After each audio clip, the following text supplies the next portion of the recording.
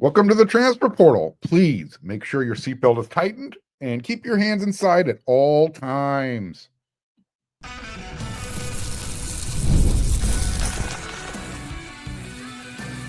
You are Locked On Trojans, your daily podcast on the USC Trojans, part of the Locked On Podcast Network, your team every day. Hey, fight on, everyone. I'm your host, Mark Hulkin, and thank you for making Locked On USC. It's part of the Locked On Network, your first listen every day. Whether you're watching the show on YouTube, if you're going to download your podcast, it doesn't matter which platform you use. This show's always free, and I will tell you again, I always appreciate your support. You can start the season big with a big return on FanDuel.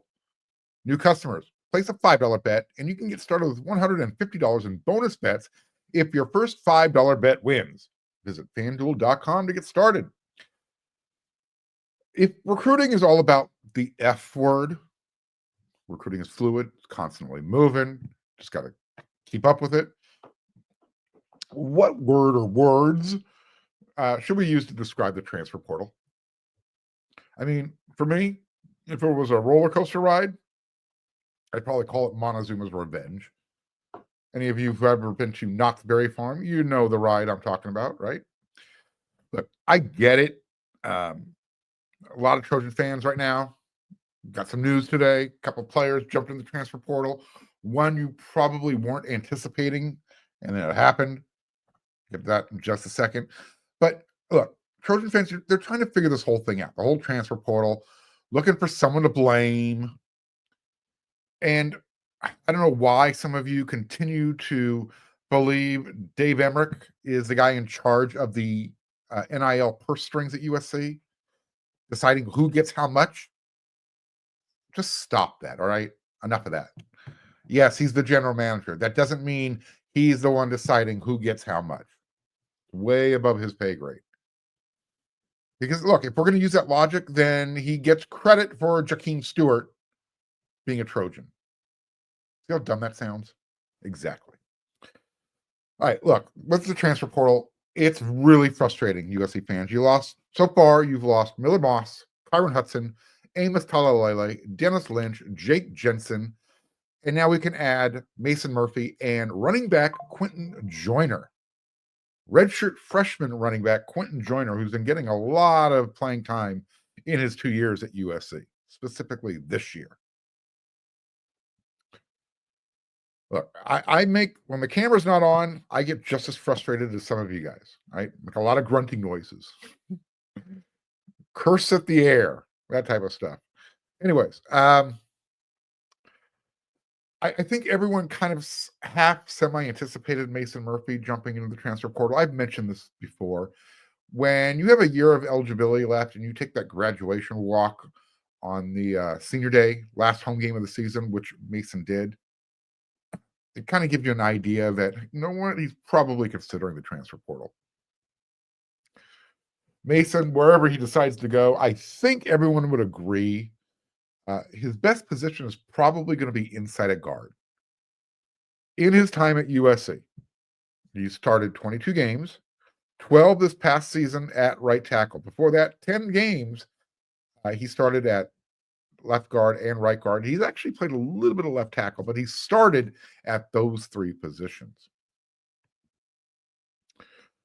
And the last note on Mason to pick deciding, again, he's planning to enter the transfer portal. Typically, that means he's gone. He's one of the last players from the Clay Helton era. He was part of that 2021 class. What I can tell you now is next year's offensive line, the bowl game offensive line, it's going to be young ASF. That's all. I can't use the real word. Look, next year it's going to be young unless the transfer portal giveth. Right now, the transfer portal has taketh. You got Amos Talalele, he's going in. You got Mason Murphy, he's going in. We know that Emmanuel Preyon and Jonah Monheim are off to the NFL. Yeah. It's going to be interesting. So you got Big Mason moving on. That was anticipated. But the next man up at running back literally just said, peace out. I'm gone. Woody Marks was the clear number one running back in 2024 for USC. It was Woody and then everybody else. But the number 2 guy was pretty easy to identify if we're talking about reps, playing time, making things happen. Redshirt freshman Quinton Joiner announced Monday, first day of the transfer portal, that he intends to jump on in, and he still has 3 more years of eligibility left. 5'11", 216 pounds.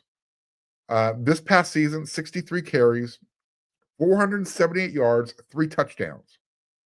And look, it's a small sample size, but his yards per carry led the Big Ten. Do the math. Divide 478 by 63. Every time he carried the rock, he was averaging 7.6 yards per carry. Joyner was easily going to be the guy next year. He knew it.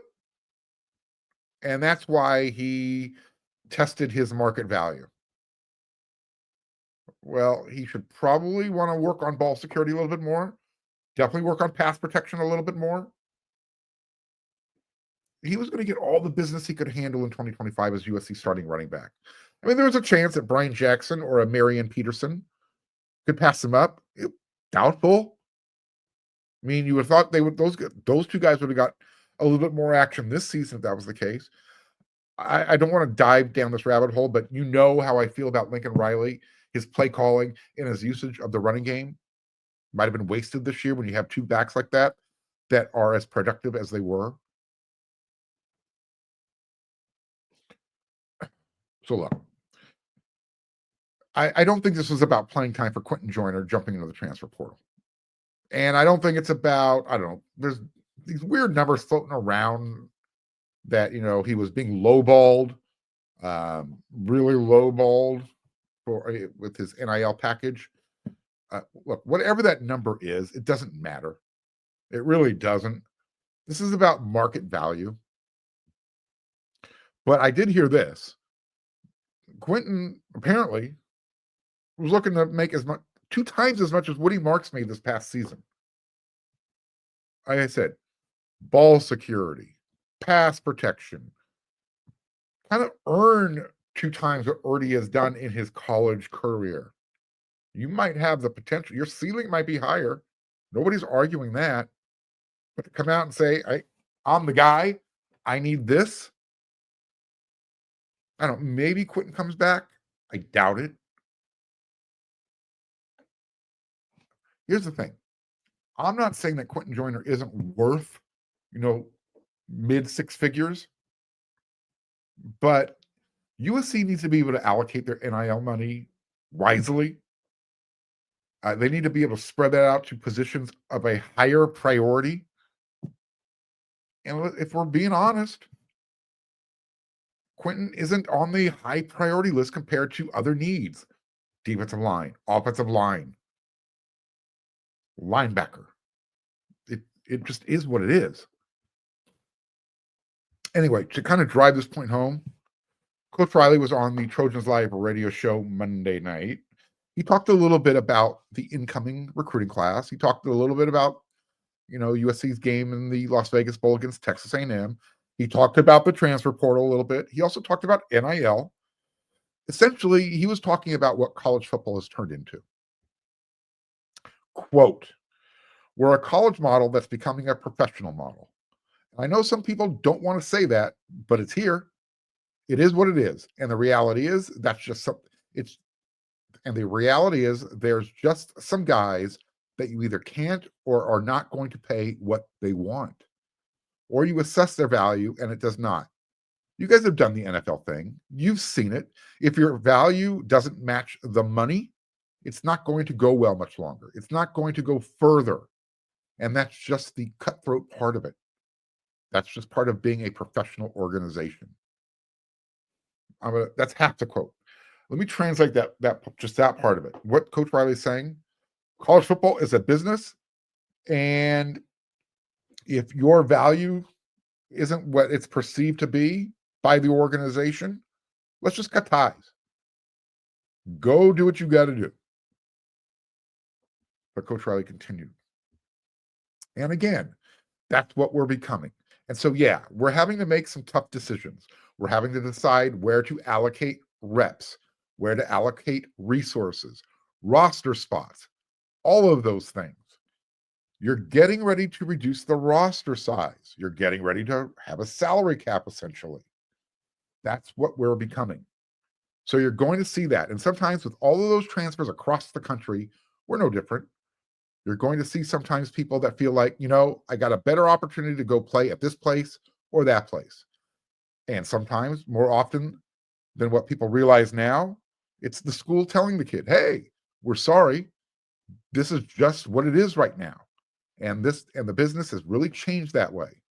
But that's just what we are, end quote. So again, we don't know the details. For all we know, Coach Riley, his staff, they're cutting people. Again, we're never going to know the true details about what's really going on. People could say allegedly, but there's a lot of stuff going on behind the scenes. And most of it is NIL related. Some of it is personality related. But I'll tell you what, that might be the most candid and truthful thing I've heard Coach Riley say all season long. He also said, at the core, his staff, USC, they want to be a developmental program, but you have to adapt to the market. And that's what it is right now. It's a buyers and sellers market. You've heard me say it. How many times? My everydayers, you've heard me say it. It's not about recruiting anymore. It's about bidding. Because that's what it's come down to. There's no more loyalty between players and coaches. Players can even like their coach. They're following the money. That's what it's come down to. You got to get some guidelines, got to get some guardrails in place. Because right now, college football recruiting, transfer portal, it is unhinged. It is off the rails. It's the wild, wild west. Look, I don't know if you caught those two lines that I talked about. I'm trying to figure out what Coach Riley meant about these two thoughts. We're getting ready to reduce the roster size. You're getting ready to have a salary cap, essentially. I don't know if he meant if those two thoughts were separate or if it's just one thing leading to another. I don't know. Is there going to be a luxury tax? I'm kidding. Or am I? I don't know. This past season, USC had 107 guys on their roster because you're going into where you're paying players now, the universities. I think that's where he was going with that. You can't have that many players on your roster. You got to make it equitable somehow. So if that number is going to drop all the way down to 85, 90, I don't know. See if I can get some more details on that. Anyway, so Monday, first day of the transfer portal, the amusement park was wide open. Everybody's lining up, and it ain't over. Get ready for the roller coaster to take you on another loop. You heard me call it Montezuma's Revenge at the top of the show. By the way, Montezuma's Revenge. Anybody ever been to Knott's Berry Farm? That's what the roller coaster used to be called. They shut it down a few years ago. It got a little woke. They're renaming. It's going to be open again next year. Instead of Montezuma's Revenge, they're calling it Montezuma, the Forbidden Fortress. Lame. The transfer portal is like Montezuma's Revenge. It's a lot of fun when you're going up, but coming back down, going backwards, out the other end, not so much fun. All right.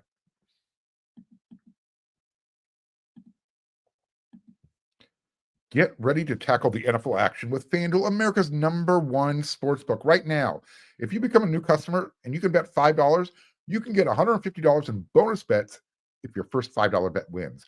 The FanDuel Sportsbook app gives you everything you need to place live bets on the NFL, and you can do everything now all in one place.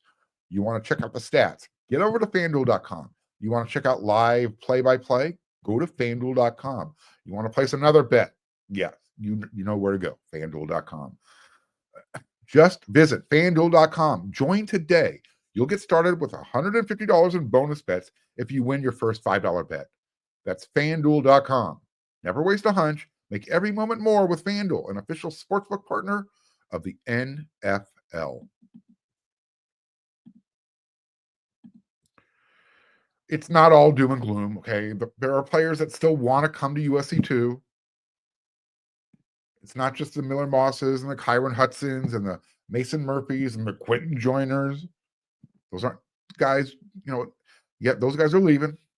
But door swings both ways. On threes, national guy. His name's Chad Simmons. He's reporting that USC is gaining some interest from, his name is Jalen Glover. He is running back at Utah. And USC's running back coach, Anthony Jones Jr., he's been in contact. Joyner has rushed for 227. He's carried the ball 227 times. He has 982 yards and 6 touchdowns. He's accumulated those numbers in 3 years at Utah.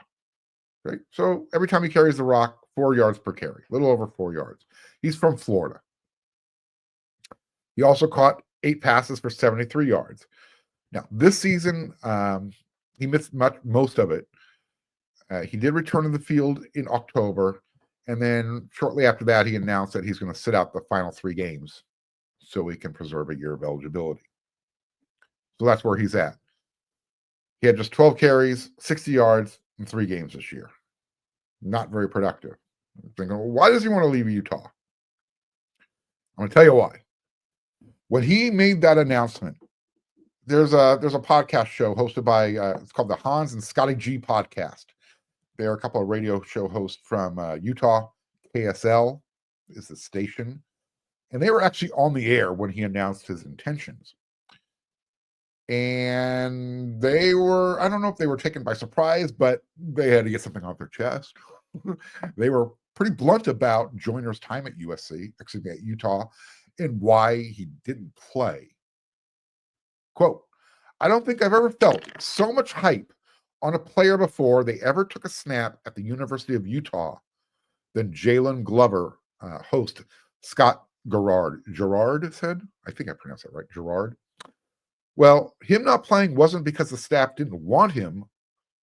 That's from the other host, Hans Olsen. You and I can put an exclamation point on that. Jalen Glover did not play at Utah because of the coaches. I know that. Jalen Glover didn't play because of Jalen Glover, end quote. That's pretty harsh. Throwing the player out, say it's the player's fault, not the coaches. A lot of times there's a lot of truth to that, and that's okay. I appreciate candor. And I think Jalen also appreciated it because he acknowledged the situation. He spoke to the newspaper, the Desert News, back in October. He said, it hasn't been football-wise why I haven't been competitive. It's been some things that I just need to clean up in my personal life. And so practice-wise, football has been my outlet. All right. First step in admitting you have a problem is admitting you have a problem. If Jalen's saying, hey, you know what? I need to do some things in my personal life, so I deserve to be on the field, that's a great first step. Is USC the place to be? We'll find out. He's not going to be a surefire starter. Not even close. I mean, before Joyner jumped into the portal, I was in this camp. Stay away from the transfer running back. You don't need one. With Quinton Joiner, Marion Peterson, Brian Jackson, you got the young guys coming in, Harry Dalton, Riley Wormley. I was fine with that. I think it was at the time now where just go with what you have. Stop looking for that 1-year mercenary to come in and be the guy. If you want to be the developmental program, you got to start somewhere. Cut the umbilical cord to the transfer running back. But now it's a numbers game. You need one. I just don't think you need to go get a surefire frontline starter. All right, so that's the running back situation. You got interest from Jalen Glover. We'll see. There's going to be more interest. Again, today was just the first day of the transfer portal. The Trojans are also interested in a defensive lineman from Kentucky. And so the Kentucky defensive lineman is also interested in USC. His name is Keyshawn Silver. USC is going to be battling Florida, Miami, and Michigan for his signature. 6'4", 336-pound defensive tackle. He had 26 tackles, 1 sack this past season playing for Kentucky. At one time, when he came out of high school, he was a 5-star prospect in the 2022 class. He was the number 22 overall prospect, according to On3. He signed at a high school with North Carolina, spent 2 years there, and then he transferred to Kentucky. Now he's back in the portal again. Here's his schedule. I think he'll be making a decision sometime in the next couple of weeks, maybe sooner. This upcoming Tuesday, Wednesday, so if you're listening or watching the show today, he's in Miami. Excuse me, he's in Gainesville. He's visiting Florida first. Then Wednesday and Thursday, he'll be down in Coral Gables visiting Miami. He's then coming out to LA for a Thursday, Friday visit. And then he'll finish up his, I guess, interviewing session, negotiations, Friday and Saturday in Ann Arbor with Michigan. Here's where I stand with this. Until I see USC put on their big boy, pay the transfer portal guy pants, until they put those pants on, I'm not going to hold my breath. I saw what happened last year. They're supposed to be much more aggressive, ready to go this year. Until I see it happening, it's all noise. It's all talk. Walk the walk. Put on the pants. Tell me how they fit. And the reason I'm saying that, I don't know how much money House of Victory or USC has to spend in the transfer portal. I know they have some money set aside. They need to. But I'm still trying to wrap my head around the deal that Jakeem Stewart, Thanos, is getting, reportedly receiving. USC also made one other intriguing offer. Defensive line, pass rusher. On yesterday's episode of Locked on USC, I talked about USC's defensive needs in the transfer portal. One of them, defensive end, pass rush. So USC made an offer to, he's a defensive end. His name is Kazim Moore. 6'5", 255 pounds. He's been playing these last 3 seasons at the FCS level at Elon. Okay. In his time there, he has 51 tackles, 6 sacks, and he's forced 3 fumbles. He did that this year. He has 98 tackles and 13 sacks in his entire career. Those are good numbers. That's at the FCS level. I'm okay with that. A lot of guys, they don't, for whatever reason, they're late bloomers. They didn't get the help they needed coming out of high school. They just didn't have the necessary film out there, whatever the case may be. They end up going to a lower tier program. They look good. Coaches like Coach Eric Henderson, Coach Nua, they spot him. They show some interest. Here's the thing. Once Moore's name went into the transfer portal, his interest list went through the room, through the roof. He's got a lot of programs interested in him right now. So we'll see how he wants to spend his last season. Does he want to go to the highest bidder? Does he want to get a nice package from USC and be coached up by Eric Henderson and Sean Nua? Coach Antonlynn. Don't know. USC's made an offer. But that's where we're at with this right now. Well, there's going to be a lot of player movement. I mean, a lot. So until everyone on USC's roster is set, this is going to be a moving target. I can say, yeah, USC needs that. USC needs this.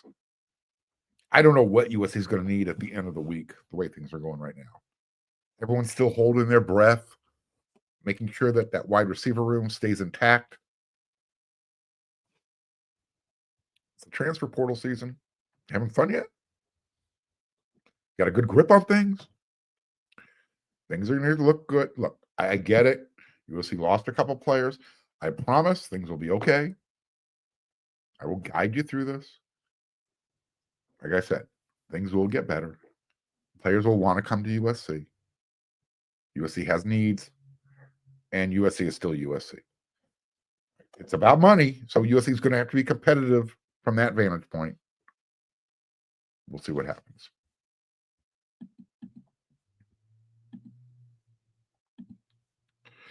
Nothing delivers comfort and joy quite like the unrivaled quality and taste of Omaha Steaks. It's guaranteed perfection in every single bite. And right now, you can save on unforgettable gifts with 50% off at omahasteaks.com. You can save 50% on everything site-wide. Plus, you can score an extra $30 off with promo code COLLEGE. With 5 generations of experience, they consistently deliver the world's best steak experience. And the gifting experts at Omaha Steaks have made it easy to deliver the perfect gift with thoughtfully curated gift packages featuring gourmet favorites. From legendary steaks to mouth-watering desserts and more, save 50% off site-wide for a limited time at omahasteaks.com. Plus, our listeners, you're going to get an extra $30 off with your promo code COLLEGE. That's 50% off at omahasteaks.com and get an extra $30 off when you use promo code COLLEGE. Minimum purchase may apply.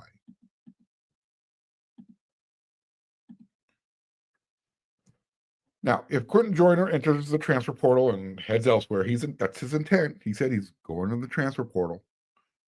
You can't talk to other programs until your name is officially in the portal. So some of this is a technicality.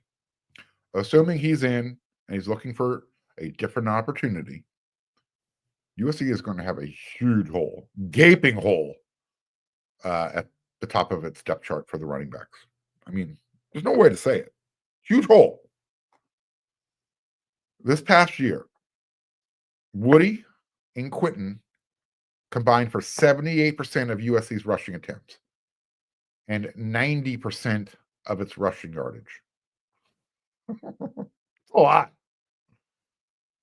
Look, I think it'd be great if Woody played in the Vegas Bowl, but he should not.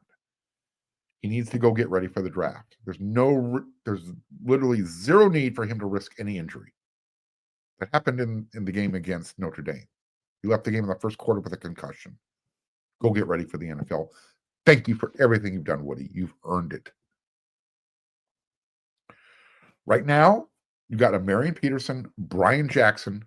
They're going to get a big opportunity to impress the coaching staff against that Texas A&M defense. Those are your 2 running backs in this game. Maybe they move somebody over who has the ability. I always thought Prophet Brown would make a great running back. We'll see. Here's what I know. The Vegas Bowl is going to be taken over by the youth on offense. I mean, the offensive line, this is what it could look like in a few weeks. Elijah Page starting at left tackle. Okay. Then it gets really interesting after that. I don't anticipate Emmanuel Prignon playing. So Micah Banuelos or Kalon Miller at left guard. Killian O'Connor at center. That makes sense. Alani Noah at right guard. That makes sense. And then Tobias Raymond at right tackle. And then behind those guys at running back, you've got Peterson and Jackson. Jackson and Peterson. Jaden Mayava. Gage Roy are your 2 quarterbacks. I mean, for the time being, the wide receiver room has everyone save for Kyron Hudson. It's going to be an interesting bowl game. Behind those guys, and I'm talking about the offensive line, everybody behind those 5-6 players that I mentioned, they're in diapers. I'm talking about guys like Lolo Ta'aga.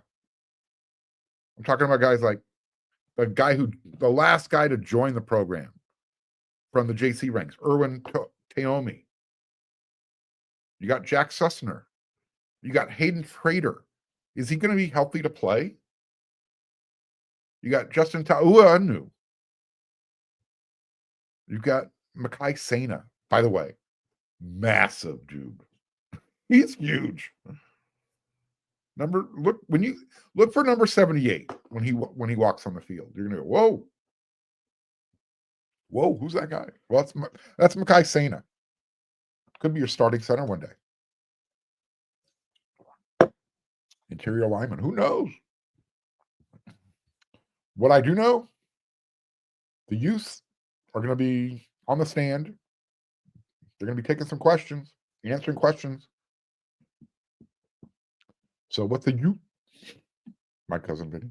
All right. I'm rambling. I'm babbling. It's the end of the show. I'll be back with another episode tomorrow. That's what we do 5 times a week. I'm sure there's going to be more transfer portal news. I will be here to bring it to you. I'll keep you updated. Anything else I hear about the team, they're practicing. Trying to get some information about that while, see what I can find out for you. So until that next episode, everyone, you know what to do. Oh, by the way, when you're done making Locked On USC your first listen every day, you know about Locked On College Football. Make sure you're also getting over to wearesc.com. Do not waste the efforts of myself and Scott Schrader and Eric McKinney and Chris Arledge. A lot of written content for you over there. All right. Till then, everyone, you know what to do.